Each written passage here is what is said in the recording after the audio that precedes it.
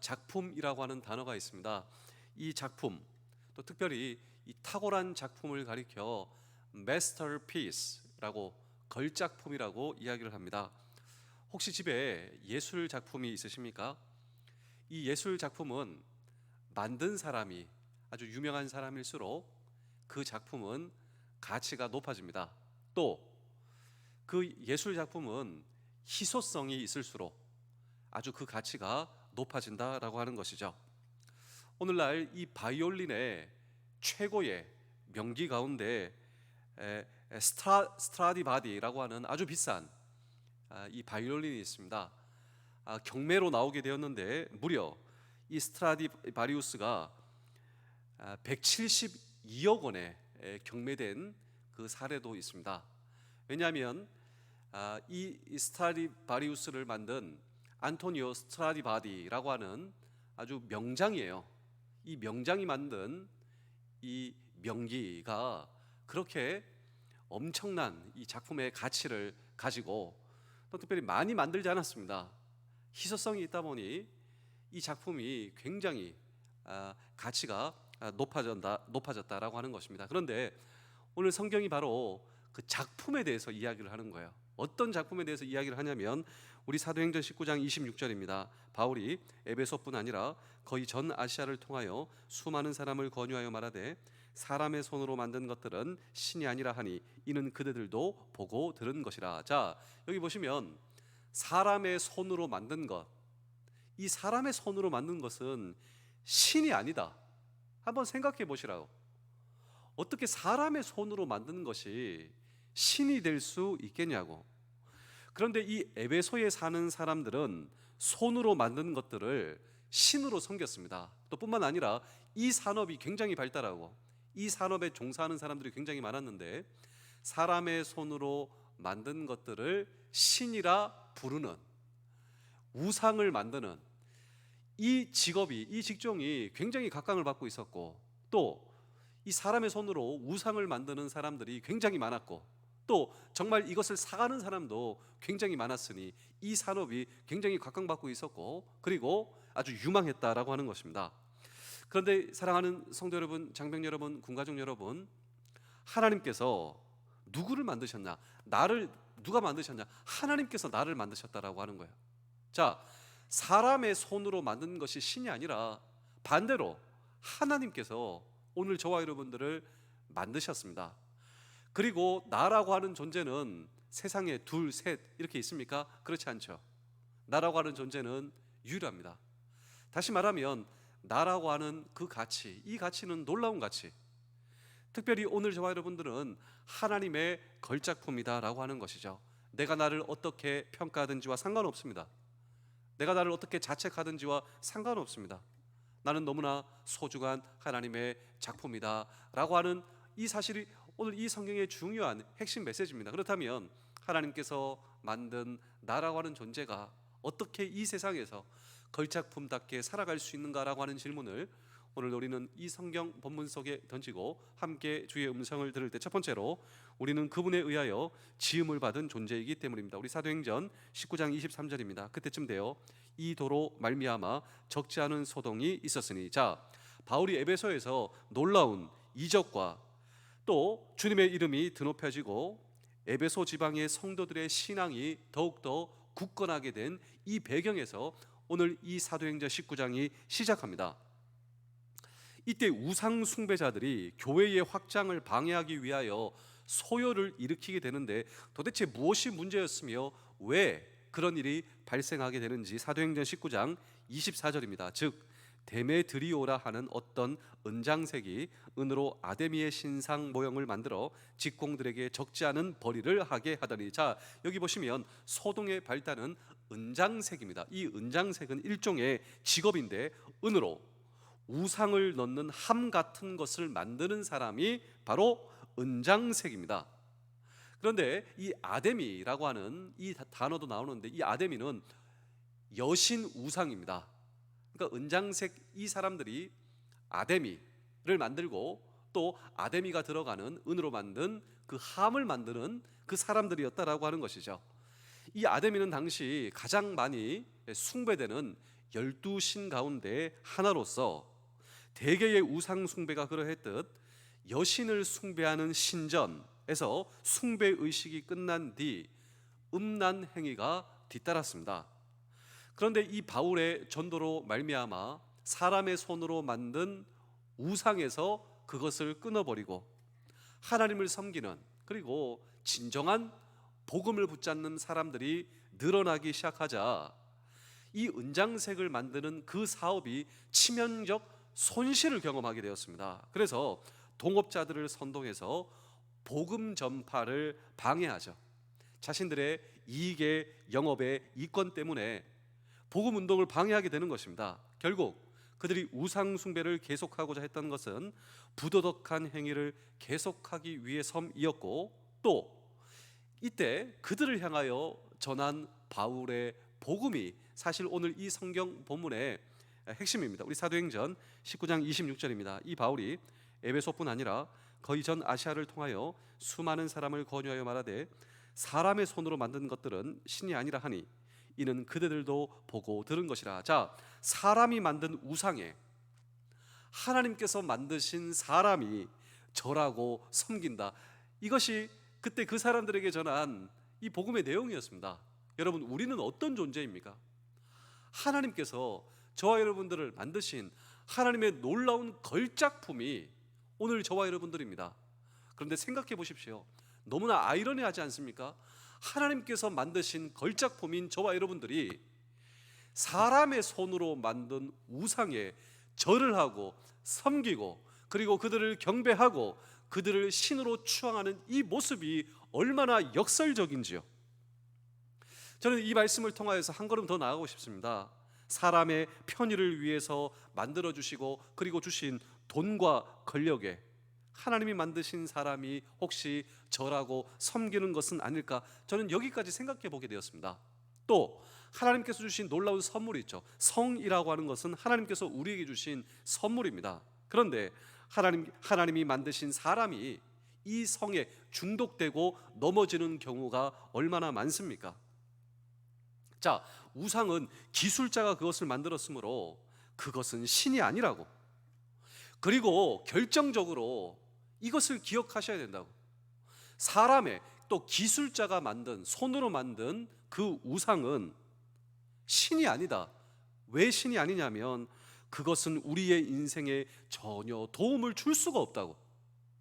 우리의 손으로 만든 우상이라고 하는 신, 우리가 부르고 있는 그 우상이라고 부르는 신, 그것은 아무리 우리가 뭐라고 해도 우리에게 전혀 도움을 줄 수 없지만 진정으로 살아계신 하나님, 그 하나님은 성도들을 보존하신다고, 우리를 지켜주신다고, 그리고 보호하시는 하나님, 그리고 우상 밑에서 신음하는 인생들을 하나님의 품으로 인도하시는 그 성도들이 여러분들이 되어야 할 줄로 믿습니다. 이것이 바로 에베소에 전달된 복음이자 동일하게 이 시대에 전달되고 있는 이 복음 앞에 에베소의 사람들이 우상을 버리기 시작합니다.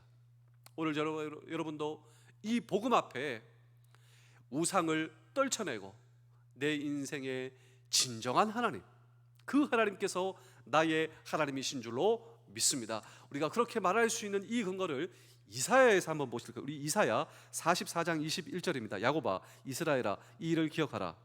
너는 내 종이니라. 내가 너를 지었으니 너는 내 종이니라. 이스라엘아, 너는 나에게 잊혀지지 아니하리라. 자, 하나님께서 저와 여러분을 잊지 않으신다고. 이유가 뭔지 아십니까? 하나님께서 저와 여러분들을 만드셨기 때문입니다. 내가 너를 만들었기 때문에. 너는 나의 걸작품이라고.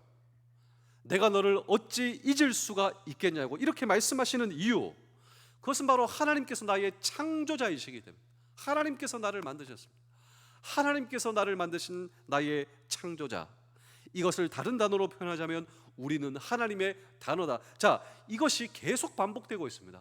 에베소서 2장 10절 보실까요? 에베소서 2장 10절입니다. 우리는 그가 만드신 바라 그리스도 예수 안에서 선한 일을 위하여 지으심을 받은 자니 이 일은 하나님이 전에 예비하사 우리로 그 가운데서 행하게 하려 하심이라. 자, 에베소에 전달된 이 복음의 진수가 무엇이냐?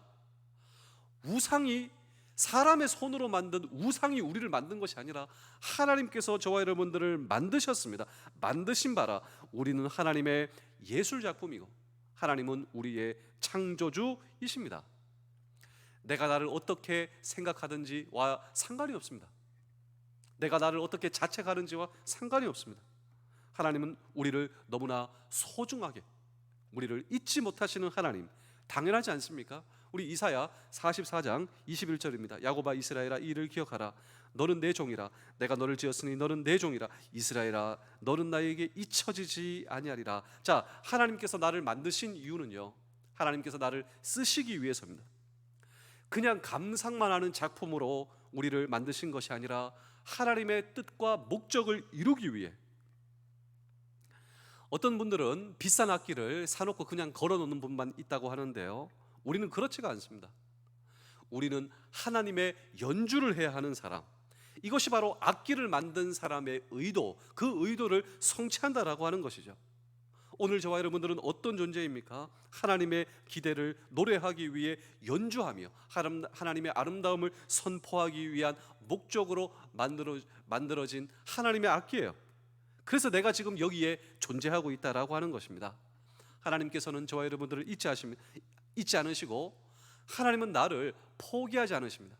내가 나를 포기해도 나를 포기하지 않으시는 하나님, 그 하나님에 의해 지음받은 존재가 하나님의 걸작품, 오늘 저와 여러분들이다 라고 하는 사실을 잊지 않는 우리 모두 되실 수 있기를 주의 이름으로 축복합니다. 두 번째로, 우리는 그분에 의해서 회복될 존재입니다. 우리 이사야 44장 22절입니다. 내가 내 허물을 빽빽한 구름같이 내 죄를 안개같이 없이 하였으니 너는 내게로 돌아오라. 내가 너를 구속하였음이라. 자, 이 구속, 성경에서 나오는 이 구속이라고 하는 단어, 이 단어는 현대어로 바꿔 쓰자면 저는 회복이라고 하는 단어와 가장 가깝지 않나, 전 그렇게 생각하고 있습니다. 제가 이 스트라디바리우스, 이 안토니오 스트라디바리의 명기, 그 아주 유명한 이 바이올린을 만드는 사람에 의해 만들어진 이 바이올린을 말씀드리며 이 설교를 시작했는데요, 2010년 우리나라의 아주 유명한 바이올리니스트 김미진 씨가 2010년도 스트라디바리우스를 도난당했습니다. 근데 자기 악기가 아니었어요. 임대한 악기. 근데 그 임대한 그 바이올린이 한 시가로 한 얼마 정도 되었냐면 21억 정도 되었답니다. 한번 생각해 보실까요? 내가 유명한 바이올리니스트인데 어떤 중요한 공연을 위해서 그 아주 비싼 바이올린을 내가 임대했단 말입니다. 근데 이것을 왜 잊어버렸냐면, 영국에서 공연을 했고 영국의 한 기차역에서 샌드위치를 사기 위해서 지갑에서 돈을 꺼내고 이렇게 결제하고 잠깐 내려놓지 않겠습니까? 그 짧은 사이에 누가 이걸 가져간 거예요. 한번 생각해 보십시오. 21억에 또 빌린 스트라디바리우스를 내가 잃어버린 거예요. 잠이 오겠습니까? 잠이 안 오겠죠. 야, 이거 어떻게 해야 되나? 근데 정말 놀랍고 다행히도 3년 뒤 2013년도 7월 달 이것을 되찾았는데요, 어떻게 되찾았냐면 그게 참 기가 막혀요. 어떻게 기가 막히냐면, 우리로 따지자면 소위 당근 마켓에서 발견하게 된 겁니다. 이 당근 마켓에서 21억짜리가 얼마에 팔리고 있었는지 아십니까? 17만 원에 거래되고 있었답니다. 다시 말하면 훔쳐간 도둑은 이 스트라디바리우스의 가치를 몰랐던 거예요. 이게 21억짜리다 몰랐던 거예요. 그냥 이렇게 훔쳐를 갔는데 열어보니까 오래된 바이올린, 그냥 보기에도 이건 얼마 안 하겠다. 3년 뒤에 보니까 그게 17만 원에 거래되어서 그걸 추적해서 그 도둑을 잡고 그 악기를 되찾았다. 이게 구속입니다. 이게 구속. 성경이 말하는 구속. 오늘 저와 여러분, 내가 하나님 앞에 구속된 존재다. 나는 이 스트라디바리보다 더 훨씬 소중한 존재. 왜냐하면 나는 하나님에 의해 지음받았고 하나님께서 나의 창조주시고 하나님의 형상에 따라 지음받은 나라고 하는 존재입니다. 그런데 우리에게 허락된 자유의지를 남용하여 하나님을 떠나 죄 속에서 나는 잊혀진 존재가 되었습니다. 그런데 이런 나를 포기하지 않으시는 하나님, 하나님의 아들 예수 그리스도를 나에게 보내주셔서 십자가에서 나의 허물과 죄와 내 모든 짐과 고통을 받으시고 그분은 피를 흘리셨습니다. 그 피 흘림으로 우리를 다시 사서 죄를 씻어주시고 나를 새롭게 해주셨습니다. 그리고 나를 하나님의 자녀의 자리에 있게 해주셨는데, 이것이 바로 회복이요, 이것이 바로 복음이요, 이것이 바로 에베소에 전달된 복음의 진수. 하나님께서 저와 여러분들을 만드신 것입니다. 하나님께서 저와 여러분들을 회복시켜 주신 것입니다. 이런 하나님을 찬양해야 합니다. 하나님의 지음받은 저와 여러분들은 하나님을 찬양해야 합니다. 그 하나님께서는 오늘 저와 여러분들을 향하여 다시금 회복의 메시지를 전달하고 계십니다. 다시 돌아오라고, 돌아오면 우리의 죄를 도만하시고 하나님의 품에 안으시고 온전한 회복을 경험케 하시는 하나님. 이사야 44장 22절을 다시 한 번 더 읽어보겠습니다. 내가 내 허물을 빽빽한 구름같이 내 죄를 안개같이 없이 하였으므로 너는 내게로 돌아오라. 내가 너를 구속하였음이라. 자, 내가 너를 구속하였다. 비싼 대가를 너에게 지불하였다고. 나는 이미 너를 용서하였다고. 돌아만 오라고. 우리가 주님 앞에 돌아갈 때 하나님은 나의 창조주이시오, 예수 그리스도는 내 인생의 주인이십니다. 이 복음의 진수 앞에 오늘 저와 여러분 하나님을 찬양하는 우리 모두 되실 수 있기를 주의 이름으로 축복합니다. 마지막으로 우리는 그분의 영광을 나타낼 도구이기 때문입니다. 우리 이사야 44장 23절입니다. 여호와께서 이를 행하셨으니 하늘아 노래할지어다. 땅의 깊은 곳들아 높이 부를지어다. 산들아 숲과 그 가운데 모든 나무들아 소리내어 노래할지어다. 여호와께서 야곱을 구속하셨으니 이스라엘 중에 자기의 영광을 나타낼 것임이라. 자, 오늘 저와 여러분들의 회복이 완성되는 그날, 성경은 이 회복의 클라이맥스를 노래하고 있는데, 그때는 그 회복의 시련까지 오기까지 당분간은 우리는 이 땅에서 살아가게 될 것이다. 그리고 수많은 비극과 고통 가운데 이해할 수 없는 아픔 가운데 우리는 여전히 살아갈 것이다. 이것이 바로 우리의 삶이죠. 우리의 회복의 클라이맥스 때가 와요. 우리는 그것을 바라보고 가는 것이죠. 그런데 우리가 살고 있는 이 땅에서 잠시 동안 우리가 경험하는 아픔과 고통과 일시적인 비극이 있습니다. 그런데 기억해야 한다고. 수많은 비극과 아픔과 고통과 이해할 수 없는 아픔 가운데서도 왜 이런 비극이 내게 오냐 말하는 그 순간에도 중요한 것은요, 나는 잊혀진 존재가 아니라고. 나의 배후에 하나님께서 계시다고. 그리고 하나님께서는 모든 것을 통하여 당신의 영광을 드러낼 준비를 하고 계시다라고 하는 사실입니다. 예수님께서 이 땅에서 어느 날 제자들로부터 날 때부터 맹인을 만나게 됩니다. 시각장애인을 만나게 되죠. 이 제자들 사이에서는 아주 치열한 토론이 벌어지게 되었습니다. 이 맹인이 이렇게 된 것은 그의 조상 때문인가, 그의 죄 때문인가? 이러한 문제로 제자들이 열띤 토론을 벌이게 되어 있는데, 우리 요한복음 9장 3절입니다. 예수께서 대답하시되 이 사람이나 그 부모의 죄로 인한 것이 아니라 그에게서 하나님이 하시는 일을 나타내고자 하심이라. 자, 이 사람의 죄 때문이 아니라, 이 사람의 부모와 조상 때문에 그 죄 때문이 아니라 오히려 이 사람을 통하여 하나님께서 그에게 나타내실 하나님의 영광이 있다고. 우리 로마서 8장 30절입니다. 또 미리 정하신 그들을 또한 부르시고 부르신 그들을 또한 의롭다 하시고 의롭다 하신 그들을 또한 영화롭게 하셨느니라. 자, 하나님께서 저와 여러분들을 미리 부르신 궁극적인 목적은 무엇입니까? 강조된 단어가 영화롭게. 지금 내가 나를 보기에도 초라하고 비틀거리고 고통을 당하는 모습이지만, 이런 나를 통하여 하나님께서 드러내실 하나님의 영광이 있다. 이 영광이라고 하는 단어, 영화라고 하는 단어는 하나님께만 사용되는 단어입니다. 하나님은 영화로운 분이시죠. 그런데 우리가 그렇게 된다라고 하는 것입니다. 하나님을 닮은 존재로. 근데 잊지 마십시오. 거기까지 가는 과정에 있어 인생에는 고난과 고통과 아픔이 허용된다라고 하는 사실입니다.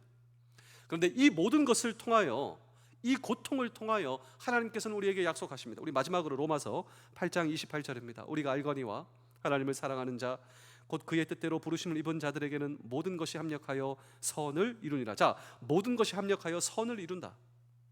이 수많은 비극과 고통, 이해할 수 없는 아픔, 여러분 이 세상이 이런 세상이에요. 이런 세상 속에서 우리가 살고 있기 때문에 우리에게 경험되는 고통, 그런데 이런 것까지도 결국 하나님께서는 선을 이루신다. 저와 여러분들을 통하여 하나님의 영화를 닮은 하나님의 자녀로 세워주시기 위해서 오늘도 저와 여러분 이 땅에서 우리가 해야 할 일이 있습니다. 나는 하나님의 작품이요, 나는 하나님께서 나를 창조하신 하나님의 자녀, 이런 나를 하나님은 잊지 않으신다. 이런 세상 속에서 하나님께서는 나를 잊지 않으시고, 그리고 나를 만들어 가시고 나를 통하여 배후에 역사하시는 하나님을 찬양하는 이 땅에서 놀라운 하나님의 작품, 걸작품으로서의 인생을 살아가실 수 있는 우리 모두 되실 수 있기를 주의 이름으로 축복합니다. 기도하겠습니다. 망설임 없이 아들을 주신 아버지께 감사합니다. 나를 건질지 말지, 내가 똑바로 살지 어떨지에 망설이다 구원하신 것이 아님에 감사합니다. 예수님께서 십자가를 지실 때 후회하지 않으신 것 감사합니다. 주님께서 나를 건지심에 한치의 망설임도 없으셨습니다. 그럼에도 나의 하루는 망설임으로 가득합니다. 내가 크리스천임을 밝히는데 망설이며, 누군가를 도울 때 내가 손해볼까 망설입니다. 나를 사랑하는 사람들을 사랑하는 것에도 망설입니다. 나의 잘못에 용서를 구하는 것에도 망설입니다. 망설이는 나를 용서해 주시며 단 한 번의 망설임 없이 십자가의 언덕을 오르신 주님을 생각하며 헌신하기를 원합니다. 날 위해 죽으신 예수 그리스도의 이름으로 기도합니다. 아멘.